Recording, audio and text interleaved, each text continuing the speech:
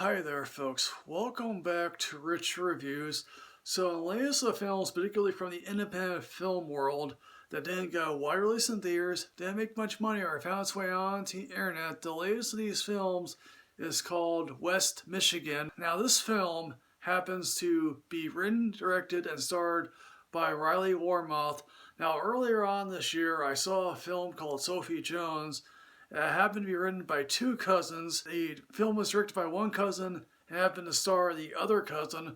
This film, as I said, written, directed, and starring Riley Warmoth, he also hires his sister, Chloe Warmoth, to star in the film with him. And they play Charlie and Hannah, and we see in the beginning of this film, Hannah is in the bathroom. Apparently, as Charlie knocks on the door, he says it's been 3 hours. You obviously see her with some scissors nearing her forearm, clearly implying that she wants to hurt herself.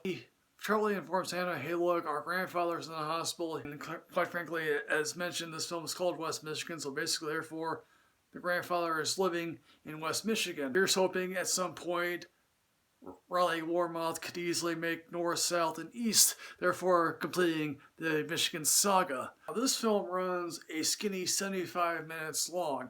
Now let me personally confess that I have not always been the biggest fan of films that run under 80 minutes long, because I quite frankly think to myself, did the filmmakers run out of funding? Why is this not a complete film? And this might be the rare time where I quite frankly think that West Michigan runs its course in 75 minutes long and doesn't overstay its welcome. I think most people will admit they have an excellent rapport with their siblings. Obviously, Oscar and Riley and Chloe have a great rapport. Hannah is going through some obvious things in her life that makes her want to do something unbelievably dumb and stupid at one point, and Charlie has to rescue her from that.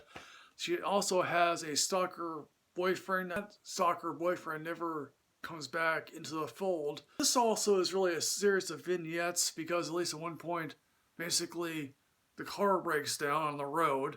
We come to learn that they're going camping. They all happen to have that one experience of going to a car shop where that person is never helpful. Now, the only knock I have with this film is that it feels disjointed, because it feels like two different segments of a complete film. Basically, what Hannah decides to do after running off after her attempt at doing something unbelievably stupid is that she meets up with a group of hikers in the woods, and basically she says to them, oh yes, I'm a vagabond or a nomad, and basically they all sort of take it at face value. It sort of tells her later on, hey look, I know you're not exactly a nomad. A couple other kids, at least one guy here, takes a liking to Hannah, and obviously at one point, tries to kiss her, and then obviously she's affectionate towards him. Now obviously we come to learn that he's breaking up with his girlfriend, and she doesn't mind being the rebound, though it does quite frankly bug her. And at least at one point he's able to sneak out beer from his house.